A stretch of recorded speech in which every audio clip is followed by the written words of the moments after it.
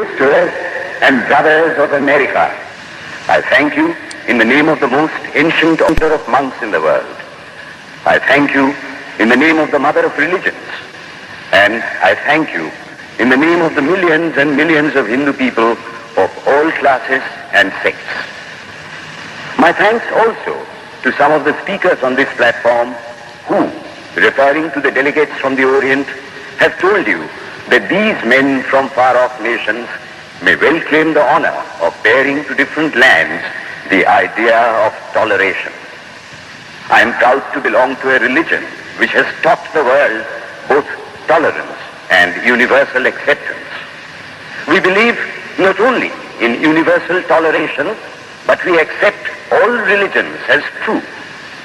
I am proud to belong to a nation which has sheltered the persecuted and the refugees of all religions and all nations of the earth. I am proud to tell you that we have gathered in our bosom the purest remnant of the Israelites who came to southern India and took refuge with us in the very year in which their holy temple was shattered to pieces by Roman tyranny. I am proud to belong to the religion which has sheltered and is still fostering the remnant of the grand Zoroastrian nation. From the high spiritual flights of the Vedanta philosophy, of which the latest discoveries of science seem like echoes, to the low ideas of idolatry with its multifarious mythology, the agnosticism of the Buddhists and the atheism of the Jains, each and all have a place in the Hindu's religion. Where then, the question arises, where is the common center to which all these widely diverging radii converge? Where is the common basis upon which all these seemingly hopeless contradictions rest? And this is the question I shall attempt to answer. The Hindus have received their religion through revelation, the Vedas. They hold that the Vedas are without beginning and without end. It may sound ludicrous to this audience how a book can be without beginning or end. But by the Vedas, no books are meant. They mean the accumulated treasury of spiritual laws discovered by different persons in different times. Just as the law of gravitation existed before its discovery and would exist if all humanity forgot it, so is it with the laws that govern the spiritual world. The moral, ethical, and spiritual relations between soul and between individual spirits and the Father of all spirits were there before their discovery and would remain even if we forgot them. The discoverers of these laws are called rishis, and we honor them as perfected beings. I'm glad to tell this audience that some of the very greatest of them were women. Here it may be said that these laws, as laws, may be without end, but they must have had a beginning. The Vedas teach us that creation is without beginning or end. Science is said to have proved that the sum total of cosmic energy is always the same. Then, if there was a time when nothing existed, where was all this manifested energy? Some say it was in a potential form in God.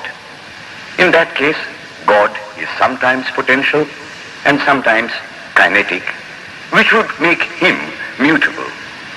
Everything mutable is a compound, and everything compound must undergo that change which is called destruction.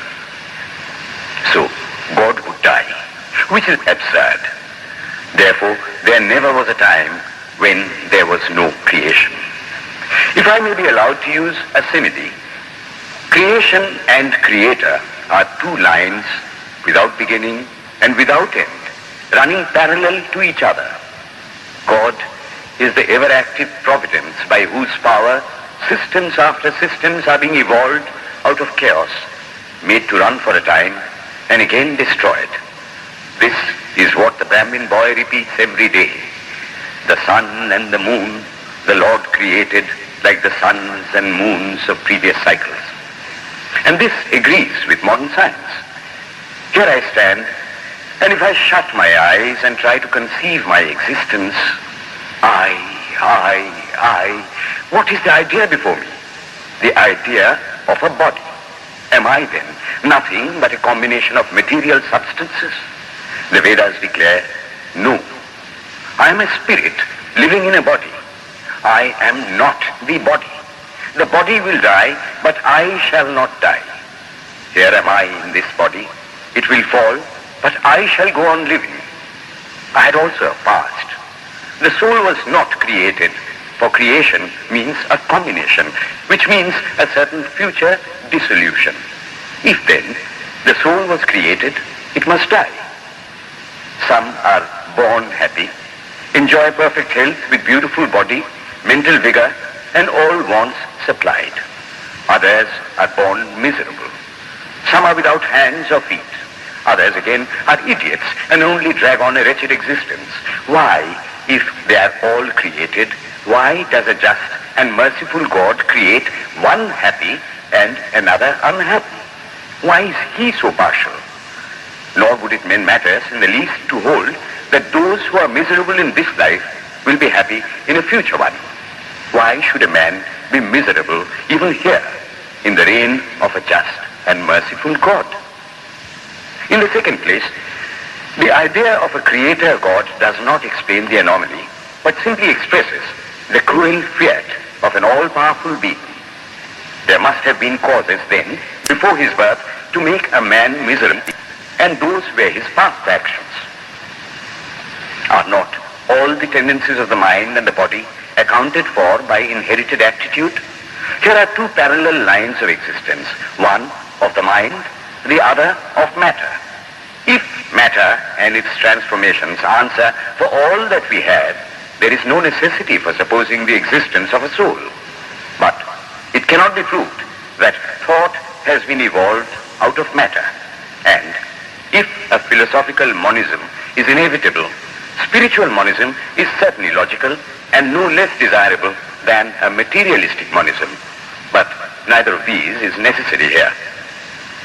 We cannot deny that bodies acquire certain tendencies from heredity, but those tendencies only mean the physical configuration through which a peculiar mind alone can act in a peculiar way.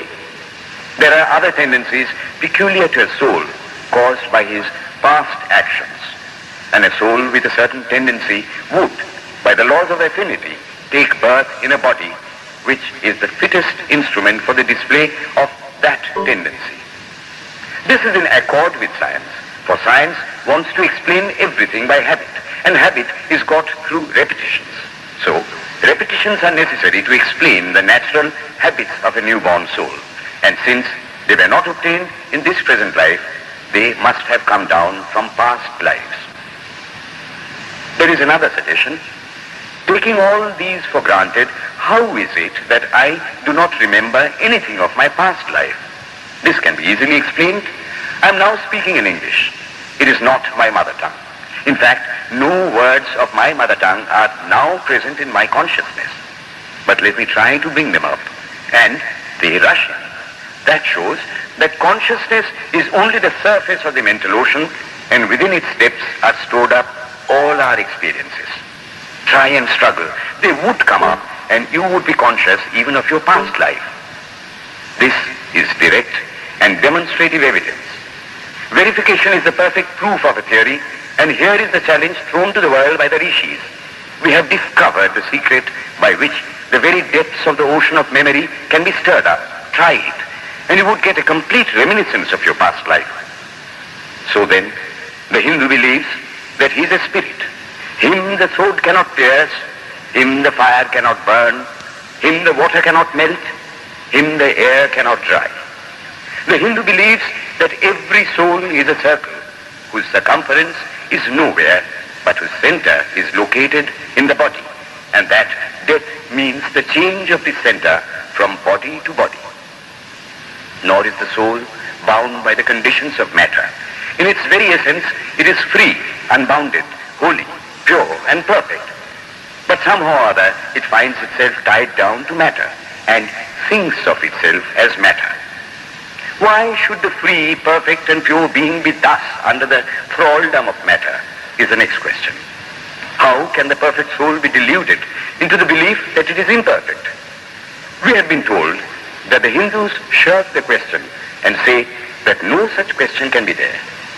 Some thinkers want to answer it by positing one or more quasi-perfect beings and use big scientific names to fill up the gap. But naming is not explaining. The question remains the same. How can the perfect become the quasi-perfect? How can the pure, the absolute, change even a microscopic particle of its nature? But the Hindu is sincere. He does not want to take shelter under sophistry. He is brave enough to face the question in a manly fashion, and his answer is, I do not know. I do not know how the perfect being, the soul, came to think of itself as imperfect, as joined to and conditioned by matter. But the fact is a fact for all that. It is a fact in everybody's consciousness that one thinks of oneself as the body. The Hindu does not attempt to explain why one thinks one is the body. The answer that it is the will of God is no explanation. This is nothing more than what the Hindu says, I do not know. Well then, the human soul is eternal and immortal, perfect and infinite, and death means only a change of center from one body to another. The present is determined by our past actions, and the future by the present. The soul will go on evolving up or reverting back from birth to birth and death to death. But here is another question.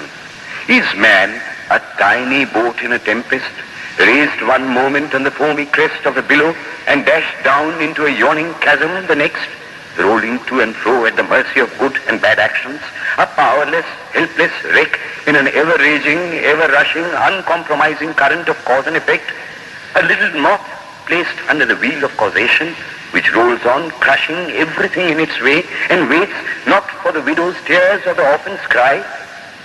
The heart sinks at the idea.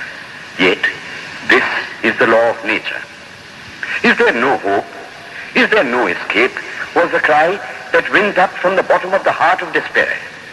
It reached the throne of mercy, and words of hope and consolation came down and inspired a Vedic sage, and he stood up before the world and in trumpet voice proclaimed the glad tidings.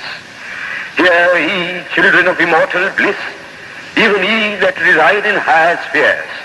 I have found the Ancient One who is beyond all darkness, all delusion. Knowing him alone, you shall be saved from death over again. Children of immortal bliss. What a sweet, what a hopeful name. Allow me to call you, brethren, by that sweet name, heirs of immortal bliss. Yea, the Hindu refuses to call you sinners. We are the children of God, the sharers of immortal bliss, holy and perfect beings. Ye divinities on earth, sinners, it is a sin to call a man so. It is standing libel on human nature. Come up, O lions, and shake off the delusion that you are sheep. You are souls immortal, spirits free, blessed and eternal. Ye are not matter, ye are not bodies. Matter is your servant, not you the servant of matter. Thus it is that the Vedas proclaim not a dreadful combination of unforgiving laws, not an endless prison of cause and effect, but that at the head of all these laws, in and through every particle of matter and force, stands one, by whose command the wind blows, the fire burns, the clouds rain, and death stalks upon the earth. And what is his nature? He is everywhere, the pure and formless one, the almighty and the all-merciful. Thou art our Father, thou art our Mother, thou art our beloved friend, thou art the source of all strength. Give us strength. Thou art he that beareth the burdens of the universe.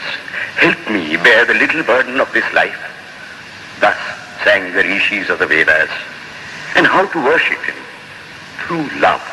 He is to be worshipped as the one beloved, dearer than everything in this and the next life. This is the doctrine of love declared in the Vedas, and let us see how it is fully developed and taught by Krishna, whom the Hindus believe to have been God incarnate on earth. He taught that a man ought to live in this world like a lotus leaf, which grows in water, but is never moistened by water. So a man ought to live in the world, his heart to God and his hands to work. It is good to love God for hope of reward in this or the next world, but it is better to love God for love's sake. One of the disciples of Krishna, the then Emperor of India, was driven from his kingdom by his enemies and had to take shelter with his queen in a forest in the Himalayas. And there, one day, the queen asked him how it was that he, the most virtuous of men, should suffer so much misery. Yudhishthira answered, "Behold, my queen, the Himalayas. How grand and beautiful they are. I love them. They do not give me anything, but my nature is to love the grand, the beautiful. Therefore, I love them. Similarly, I love the Lord. He is the source of all beauty, of all sublimity. He is the only object to be loved. The Hindu does not want to live upon words and theories. If there are existences beyond the ordinary sensuous existence, he wants to come face to face with them. If there is a soul in him which is not matter, if there is an all-merciful universal soul, he will go to him direct. He must see him, and that alone can destroy all doubts. So, the best proof a Hindu sage gives about the soul, about God, is, I have seen the soul, I have seen God. And that is the only condition of perfection. The Hindu religion does not consist in struggles and attempts to believe a certain doctrine or dogma, but in realizing, not in believing, but in being and becoming. Thus, the whole object of their system is by constant struggle to become perfect, to become divine, to reach God and see God. And this reaching God, seeing God, becoming perfect, even as the Father in heaven is perfect, constitutes the religion of the Hindus. And what becomes of a man when he attains perfection? He lives a life of bliss infinite. He enjoys infinite and perfect bliss, having obtained the only thing in which man ought to have pleasure, namely God, and enjoys the bliss with God. So far, all the Hindus are agreed. This is the common religion of all the sects of India. But then, perfection is absolute, and the absolute cannot be two or three. It cannot have any qualities. It cannot be an individual. And so, when a soul becomes perfect and absolute, it must become one with Brahma, and it would only realize the Lord as the perfection, the reality of its own nature and existence, the existence absolute, knowledge absolute, and bliss absolute. We have often and often read this called the losing of individuality and becoming a stock or a stone. He jests at scars that never felt a wound. I tell you, it is nothing of the kind. If it is happiness to enjoy the consciousness of this small body, it must be greater happiness to enjoy the consciousness of two bodies, the measure of happiness increasing with the consciousness of an increasing number of bodies, the aim, the ultimate of happiness being reached when it would become a universal consciousness. Therefore, to gain this infinite universal individuality, this miserable little prison individuality must go. Then alone can death cease when I am one with life. Then alone can misery cease when I am one with happiness itself. Then alone can all error cease when I am one with knowledge itself. And this is the necessary scientific conclusion. Science has proved to me that physical individuality is a delusion, that really my body is one little continuously changing body in an unbroken ocean of matter, and Advaita, or unity, is the necessary conclusion with my other counterpart, soul. Science is nothing but the finding of unity. As soon as science would reach perfect unity, it would stop from further progress, because it would reach the goal. Thus, chemistry could not progress farther when it would discover one element out of which all others could be made. Physics would stop when it would be able to fulfill its services in discovering one energy of which all the others are but manifestations. And the science of religion become perfect when it would discover Him who is the one life in a universe of death. Him who is the constant basis of an ever-changing world, one who is the only soul of which all souls are but delusive manifestations. Thus is it, through multiplicity and duality, that the ultimate unity is reached. Religion can go no farther. This is the goal of all science. All science is bound to come to this conclusion in the long run. Manifestation and not creation is the word of science today. And the Hindu is only glad that what he has been cherishing in his bosom for ages is going to be taught in more forcible language and with further light from the latest conclusions of science. Descend we now from the aspirations of philosophy to the religion of the ignorant. The tree is known by its fruits. When I have seen amongst them that are called idolaters, men, the like of whom in morality and spirituality and love I have never seen anywhere, I stop and ask myself, can sin beget holiness? Superstition is a great enemy of man, but bigotry is worse. Why does a Christian go to church? Why is the cross holy? Why is the face turned toward the sky in prayer? Why are there so many images in the Catholic Church? Why are there so many images in the minds of Protestants when they pray? My brethren, we can no more think about anything without a mental image than we can live without breathing. By the law of association, the material image calls up the mental idea and vice versa. This is why the Hindu uses an external symbol when he worships. He will tell you it helps to keep his mind fixed on the being to whom he prays. After all, how much does omnipresence mean to almost the whole world? It stands merely as a word, a symbol. Has God superficial area? If not, when we repeat that word omnipresent, we think of the extended sky or of space. That is all. If a man can realize his divine nature with the help of an image, would it be right to call that a sin? Nor, even when he has passed that stage, should he call it an error.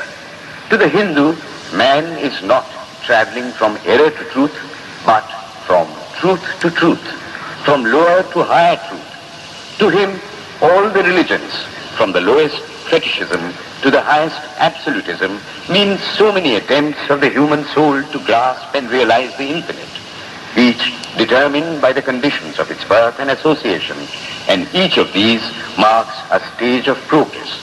And every soul is a young eagle soaring higher and higher, gathering more and more strength till it reaches the glorious sun. Every other religion lays down certain fixed dogmas and tries to force society to adopt them. It places before society only one coat which must fit Jack and John and Henry all alike. If it does not fit John or Henry, he must go without a coat to cover his body. The Hindus have discovered that the absolute can only be realized or thought of or stated through the relative, and the images, crosses and crescents are simply so many symbols, so many pegs to hang spiritual ideas on. It is not that this help is necessary for everyone, but those that do not need it have no right to say that it is wrong, nor is it compulsory in Hinduism. One thing I must tell you, idolatry in India does not mean anything horrible. It is not the mother of harlots. On the other hand, it is the attempt of undeveloped minds to grasp high spiritual truths. The Hindus have their faults, they sometimes have their exceptions, but mark this, they are always for punishing their own bodies and never for cutting the throats of their neighbors. If the Hindu fanatic burns himself on the fire, he never lights the fire of inquisition. And even this cannot be laid at the door of his religion any more than the burning of witches can be laid at the door of Christianity.